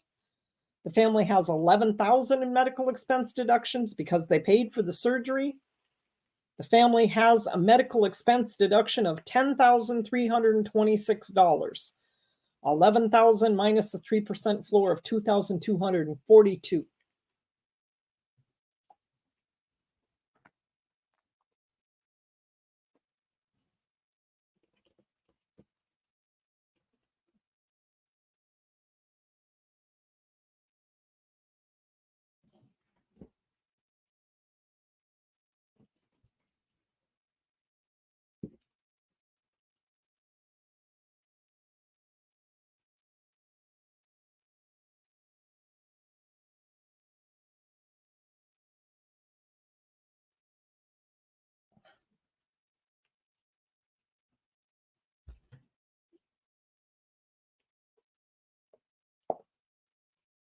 Couple more. I'm going to get ready to end this, guys. Just because we're running so late. So the answer is A. They have 0 medical expenses deductions because the head of household or spouse is not disabled. Medical expenses are deductible for elderly and disabled families only. The $400 elderly and disabled family deduction is allowed only if the head spouse or co-head is 62 years or older, or the person with the disabilities. Okay. Is the family eligible for a deduction for childcare expenses? Yes, up to $200 because the expense was incurred to allow Emma to be employed and the amount is capped at her total earnings. No, because Emma works part-time and the deduction is only allowed for full-time employment.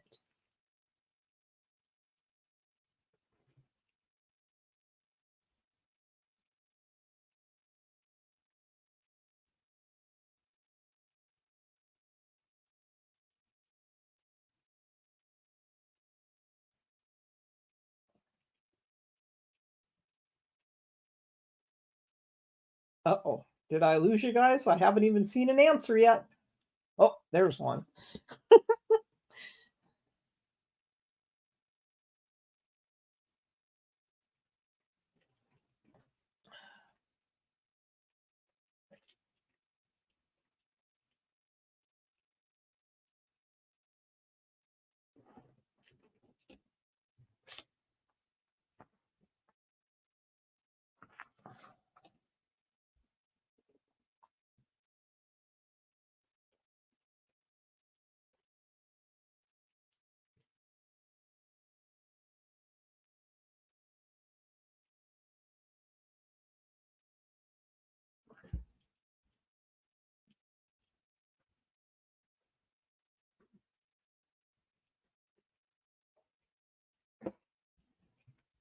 Okay, I'm gonna end the poll.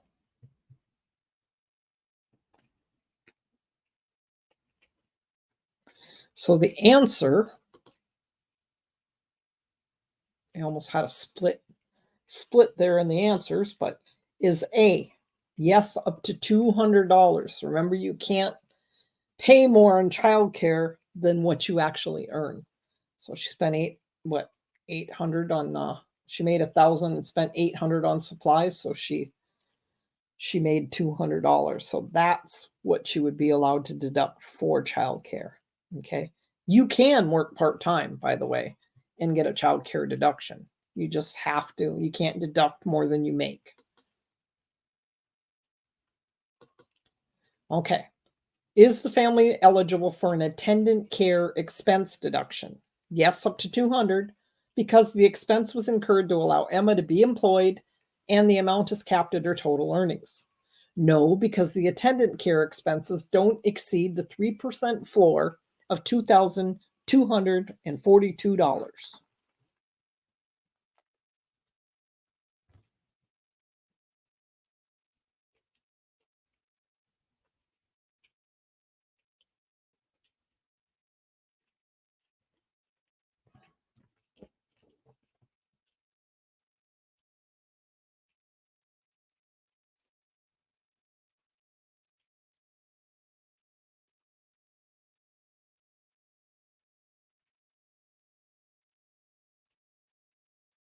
Come on, a couple more, you guys.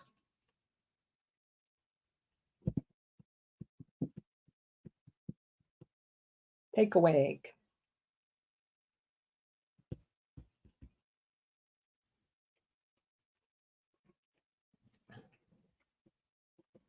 Okay, I'm going to end the poll.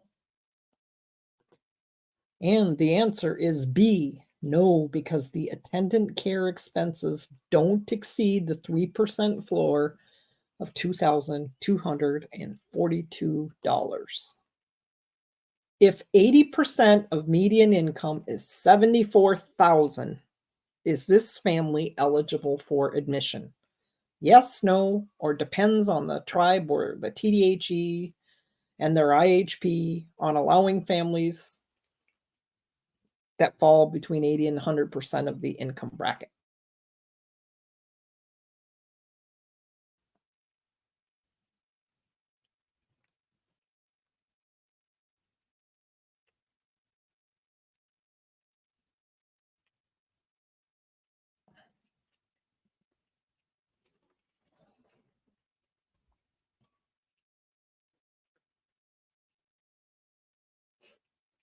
Thanks for putting the slide link in there too, lady. Okay, come on, guys. I know we're late.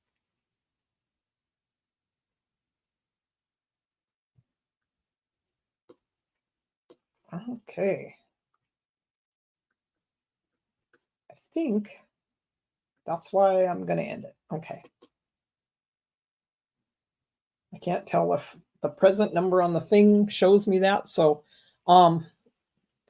it depends on the tribe or the TDHE allowing families in 80 to 100% of the income bracket. So, true or false? The family's payment is $74,760 divided by 74,000, 80% limit equals 101 times 850 equals 858. True or false?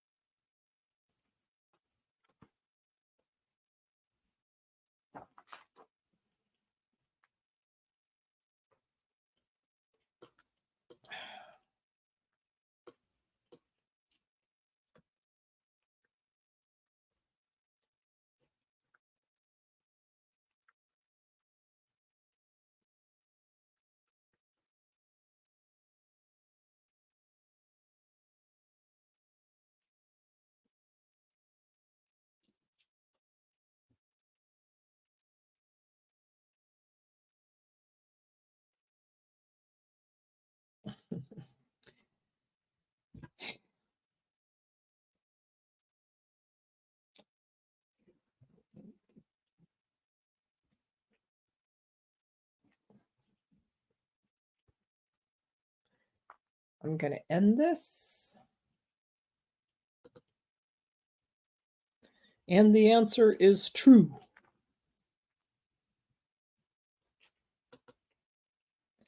If the family was originally admitted as low income, they subsequently become non-low income, what is their rent payment?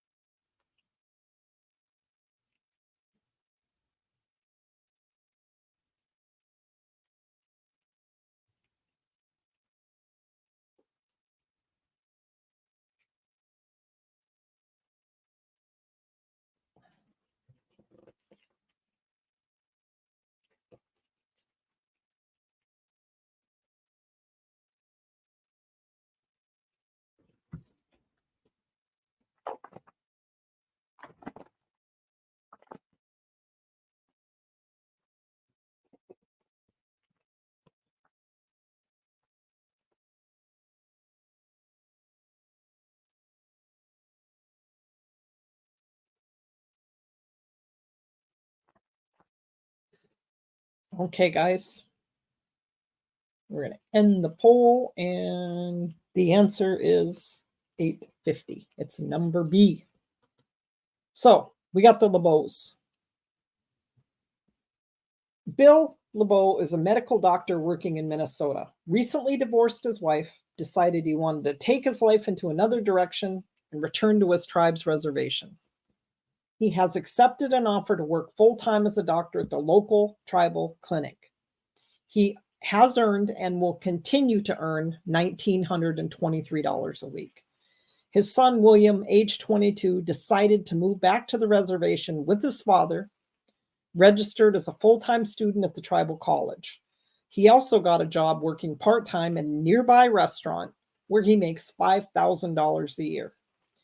William also receives per capita income of $500 per month from his mother's tribe for oil lease proceeds. Bill and his son William want to rent an apartment built by the tribe's housing program with NAHASDA funds. It's the only housing available within 100 miles of the business center of the reservation where the clinic and tribal college are located. Because Bill has gone from the reservation, because Bill has been gone from the reservation for so long, he knows he won't be able to get a land lease on which to even put a home, or place a mobile home for at least 5 years. Which is of the following is correct for calculating the family's income? A, B, or C? So we know it's $1,923 a week times 52.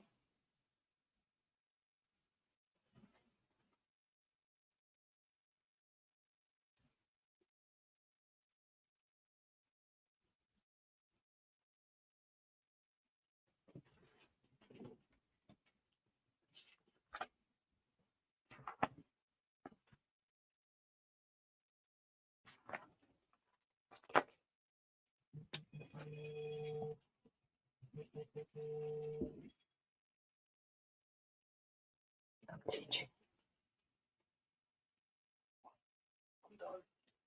Just get whatever you want. Wing it. Okay. Bye.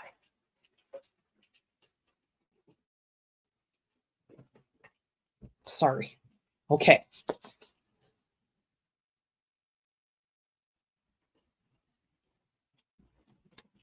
Let's end this poll. So the answer, C. Okay, we know it's $1,923 a week times 52 weeks. Plus $484, the college student dependent deduction. 500 times 12 minus 2,000, because we talked about this and we really didn't have the time to go into it. But among those deductions, if it was related to trust land, not gaming, you're allowed a deduction of $2,000 per year. It's proceeds from oil and the land, okay? So the first 2,000 of per capita shares received by individual Indians from funds derived from interest held in such trust or restricted lands. That's how we came up with that amount. Okay. The 80% limit for a family of 2 is $48,320, and the 100% limit is $60,400. Can this family be assisted as an essential family?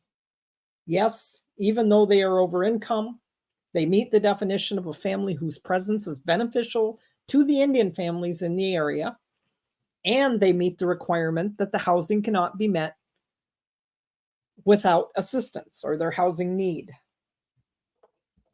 Yes, they meet the definition of essential family, and that's the only requirement.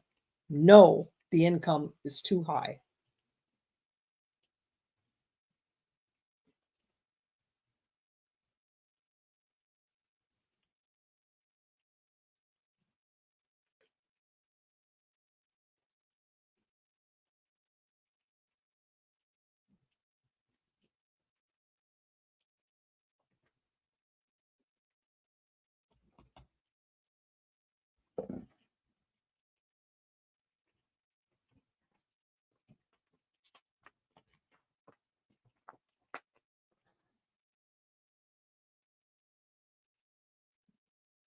Okay, I'm going to close this up. So even though they're over income, they meet the definition to the core of a family whose presence is beneficial to the Indian families in the area because he's a doctor. Okay.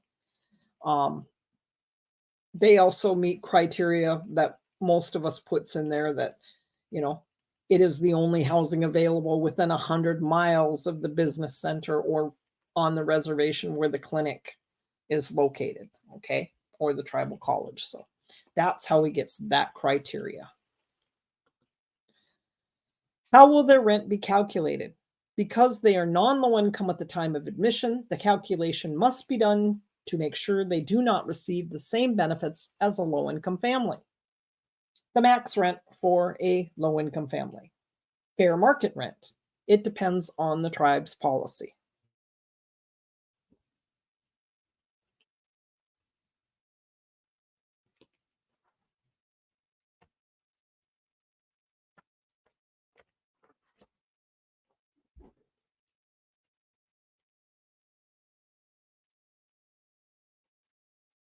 And I apologize, you guys, for running you all a half hour late. Thank you for sticking with me.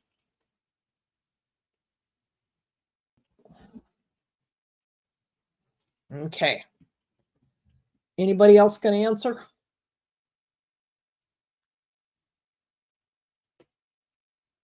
Closing her up. It depends on the tribe's policy, okay? Because they're essential. You're deeming them essential. Now, you don't have to charge essential families more than you do your other families. Now, if you offer down payment assistance, things like that, that's where we have a lot of slippage. The other program assistance for non-low income families. So including down payment assistance or rehab or things like that, a lot of times we don't take that. Hey, they're not, you kind of think in that mode about the people that you house, not those other programs that you could offer. You have to make sure that they're eligible also, that they fall between that 80 and 100%. So other assistance, including your down payment assistance to your non-low income families, cannot exceed the income of a family at 80% of median income divided by, again, the income of a non-low income family, multiplied times the present value of the assistance that you provide to your families at 80% of median income. Okay. Same old families in Seattle, 80% of the median income family of four, $75,040. They offer a down payment assistance capped at $10,000 for a family at 80% of median income. So you would take the income of your low income family, divide it by the income of your non-low income family, multiply that times the capped assistance, and that you would come up with the assistance for your low income family. Okay. The max assistance you could give them. So your income of your low income family at $75,040 divided by the income of your low income family of your non-low income family at $88,000 is 85%. Take that 85%, multiply that times that $10,000 cap that you're giving out in down payment assistance in your non-low income family would only be eligible for $8,500 of your assistance. Okay. So that's where we have slippage. I apologize. I'm exactly a half hour over. Thank you for those who did stick with me, and a lot of you did. I really appreciate it. Thank you, attendees that did answer the questions. I appreciate that. Jay Cortez, I will look into the other one. I will fix the one that you pointed out. I do need to know the age of that student. Thank you very much for all of your input there. Anybody else have a question that I didn't answer? And if not, we have an admissions and occupancy training day 3. Sorry you went over. Don't put that in the comments. No, I'm sorry. It's new material. And it took a long time. I apologize. I hope you learned something, and I hope you come back tomorrow.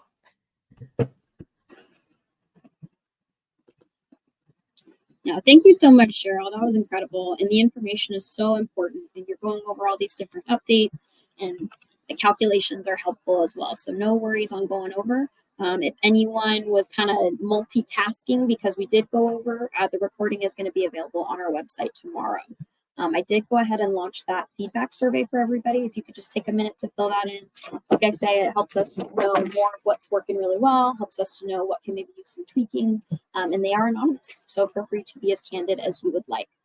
You can access this as well as any of, wrong side. Our next webinar is going to be tomorrow. That'll be admissions and occupancy day 4. And then our final session will be this upcoming Friday. If you missed any along the way, the links to both day 1 and day 2 are in that web links box. They're number 5 and 6. Feel free to access this and any other recorded webinars on our website. There's a Cathedral Webinars tab with a whole recorded webinar section. You can view any of the webinars we've done over the past 2 years. So feel free to view those, share them with your friends, share them with your colleagues. And we hope you can also check out our upcoming events posted to our various social media. We're on Facebook, Instagram, Twitter, LinkedIn. We have an in-house produced podcast, the Hope a Thing, a Native American podcast. You can listen to that on Simplecast, Google Podcasts, Spotify, Apple Podcasts, and you can even watch the videos with our guests on YouTube. All right, folks, I'm going to hang back for another second just in case anyone is needing to put in questions. I think that's it. I've been looking at the questions. I answered all I could all the way through. All right, folks. Well, then I will go ahead and close out the webinar. Cheryl, thank you again. I will see you back here tomorrow. And everybody else, we hope you can be back tomorrow at 2 p.m. for day 4 of 5. And if you need one of those recordings, they're right there for you in the web links box. And you can also find that on our website. They are posted. And today's recording will be posted tomorrow morning. Thanks again, everybody. Have a fantastic rest of your day. See you tomorrow, guys. Thanks. Bye, Cheryl. See you.